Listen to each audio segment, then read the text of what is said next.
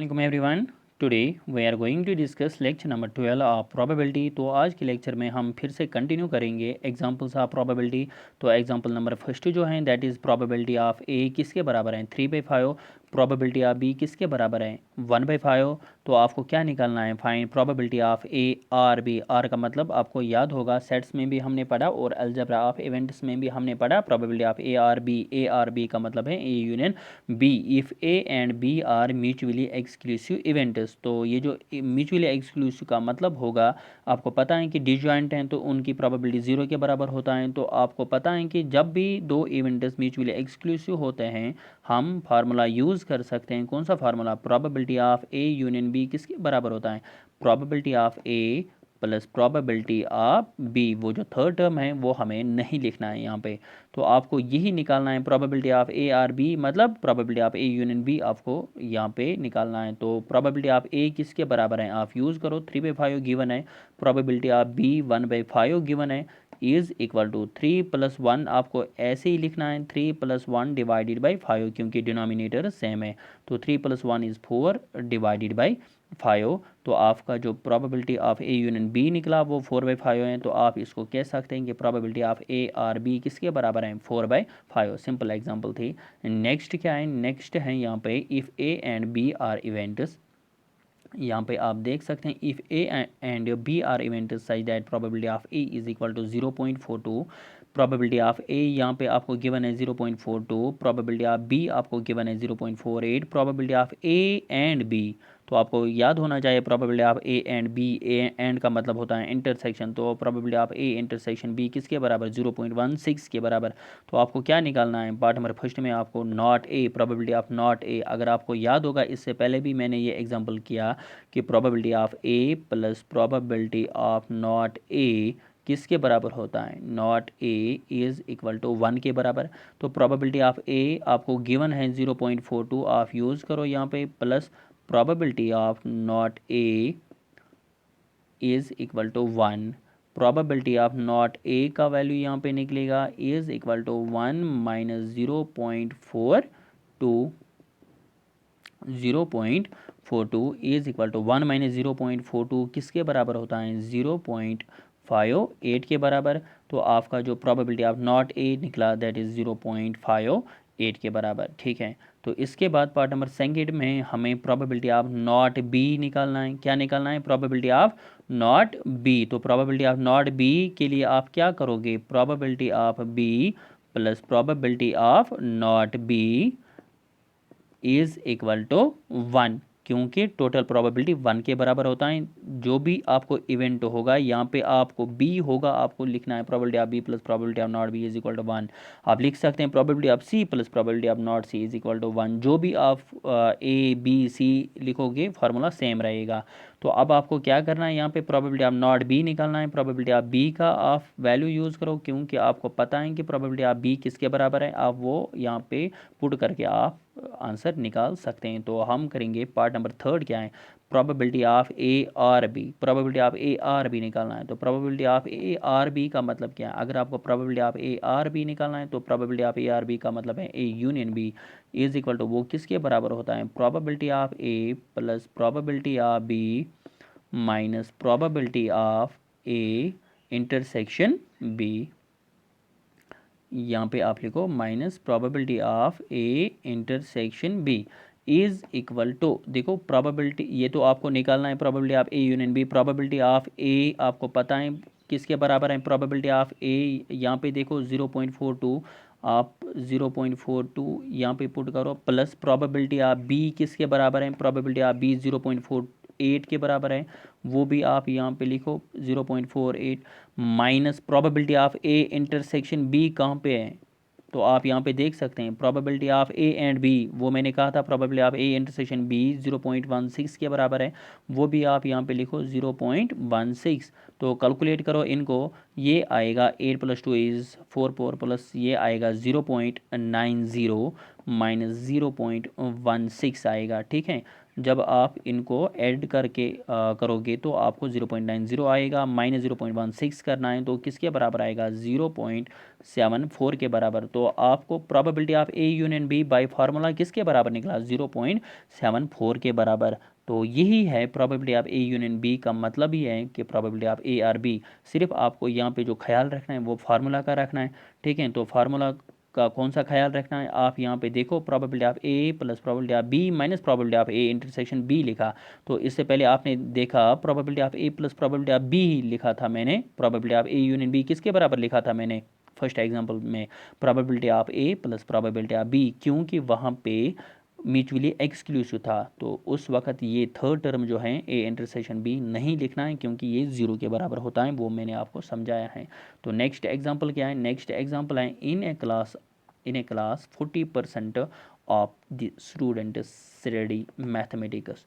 ये जो मैथमेटिक्स पढ़ रहे हैं वो कितने स्टूडेंट्स हैं, 40%। आप इसको वेन डायग्राम से भी कर सकते हैं, फार्मूला से भी कर सकते हैं। तो इजी रहेगा वेन डायग्राम, मैं आपको दोनों मेथड से यहाँ पे सिखाता हूँ। देखो मैथमेटिक्स स्टूडेंट जो है ना वो कितने हैं, 40%। इसका मतलब हम एक सर्कल बना सकते हैं एम का, क्योंकि ये तो आपने एप्लीकेशन ऑफ सेट्स में पढ़ा है। हम वेन डायग्राम कैसे बनाते हैं, m इज इक्वल टू 40%। मैंने ऊपर लिखा क्योंकि ये जो m का सर्कल है, ये सर्कल, तो m का सर्कल जितना भी है इसके अंदर अगर आप टोटल परसेंटेज करोगे लास्ट पे वो 40 के बराबर आना चाहिए। इसके बाद क्या है, 30% स्टडी बायोलॉजी। तो ये जो है ना बी मीन्स बायोलॉजी 30%, ये जो सर्कल है ये वाला सर्कल ये बायोलॉजी का मैंने लिया, ठीक है। तो ये किसके बराबर आना चाहिए, 30%। 10% of the class study both mathematics and biology. ये जो 10% है ये दोनों पढ़ रहे हैं, बोथ मीन्स दोनों, कॉमन है, मैथमेटिक्स भी एंड लिखा है, यहाँ पे ख्याल रखना एंड लिखा है, एंड का मतलब इंटरसेक्शन है, ठीक है ना। दोनों पढ़ रहे हैं, कितने, 10%। आपको पता है कि ये कॉमन पोर्शन यहाँ पे होता है, यहाँ पे आएगा 10%, कहाँ पे, इस कॉमन पोर्शन के बीच में आपको मिलेगा कितना, 10%, ठीक है ना। तो आप यहाँ पे 10% लिख सकते हैं, ठीक है। तो ये यहाँ पे आएगा। तो अब आपको करना क्या है, अगर आपको पता है कि इंटरसेक्शन में आपको कितना मिला 10%, अब आपको देखना है कि यहाँ पे कितना होगा और यहाँ पे कितना होगा। देखो इस सर्कल में आपको टोटल कितना आना चाहिए, 30% आना चाहिए। तो अगर 30% आना चाहिए इस सर्कल में, ऑलरेडी 10 तो आ गई क्योंकि वो कॉमन पोर्शन में है, और कॉमन पोर्शन का मतलब बी में भी है और एम में भी है।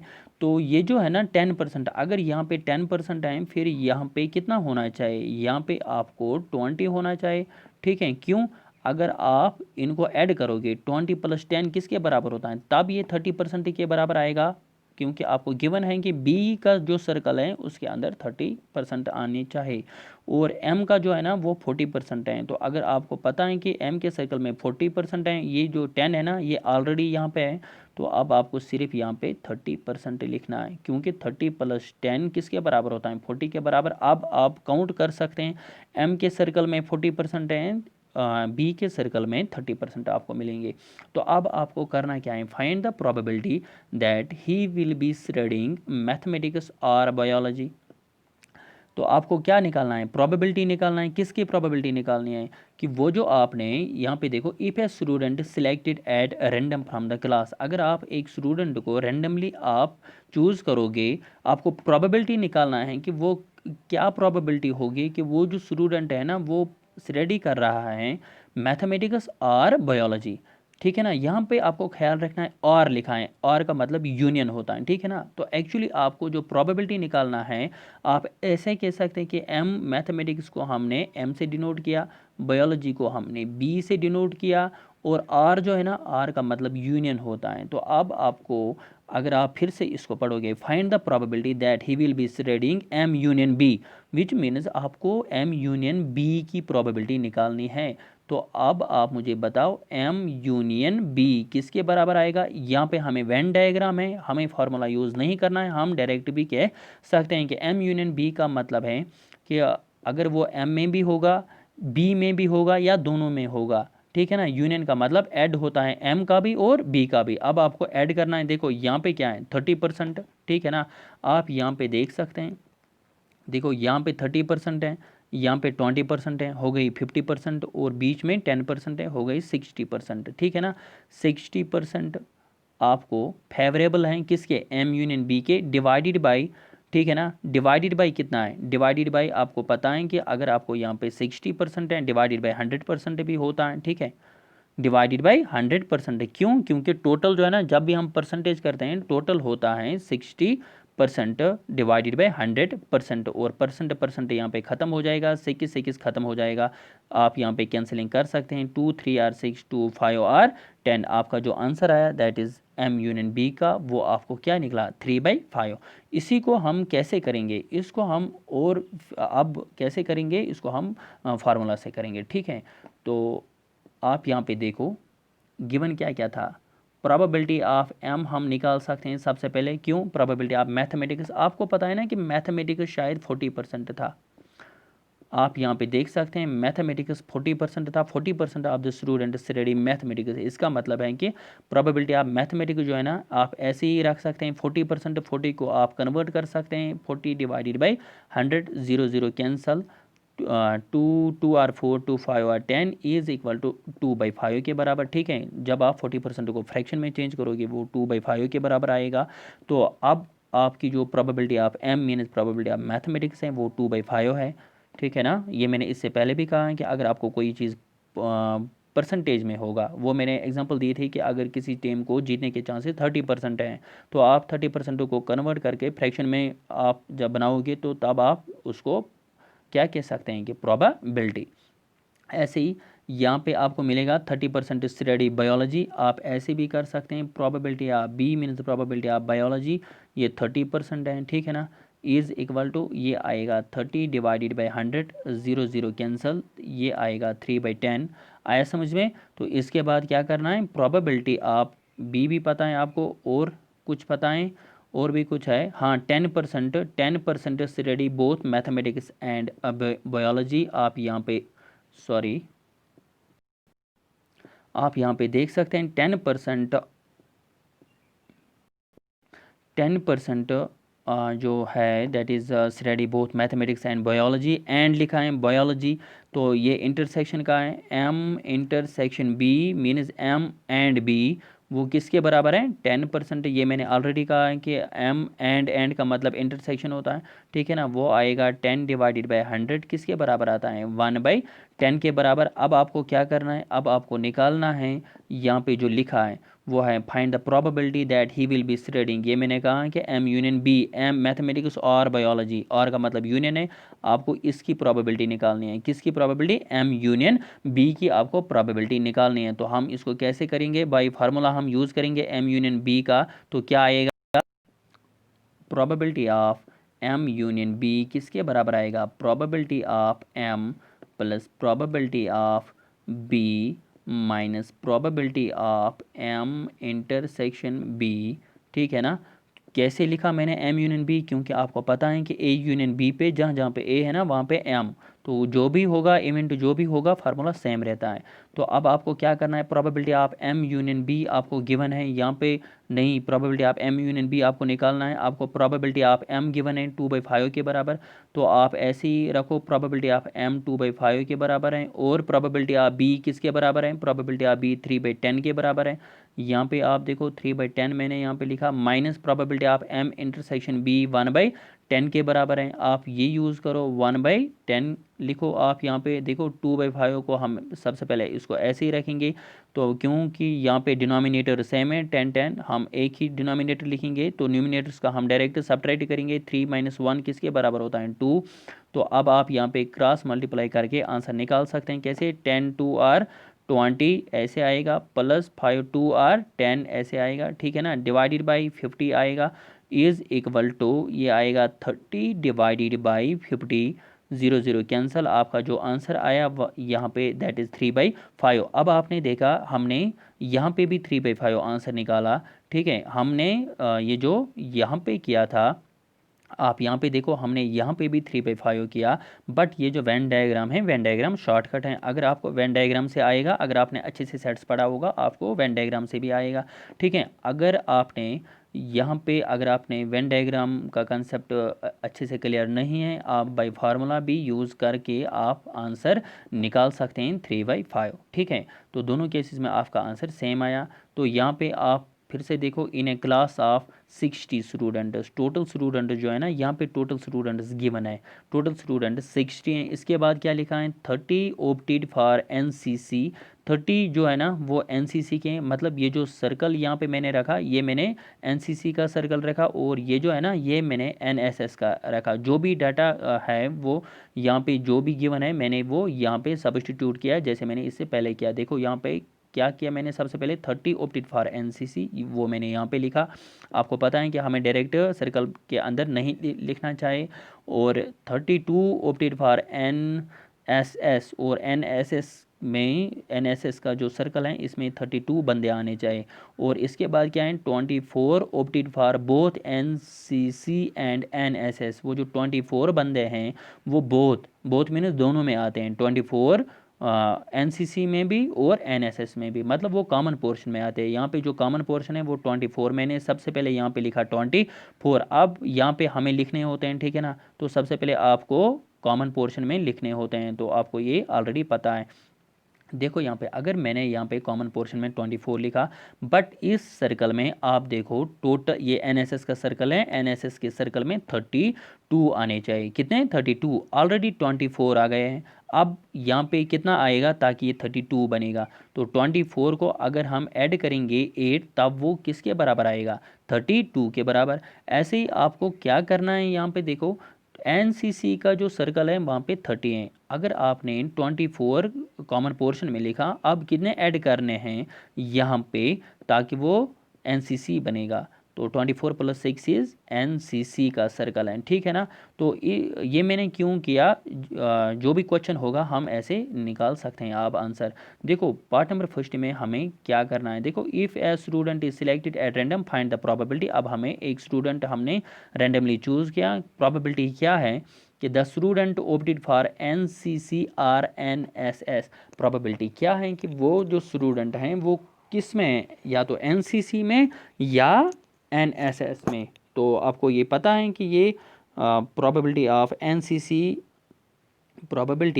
एनसीसी यूनियन एनएसएस है, ठीक है ना, क्योंकि आर लिखा है तो यूनियन आएगा।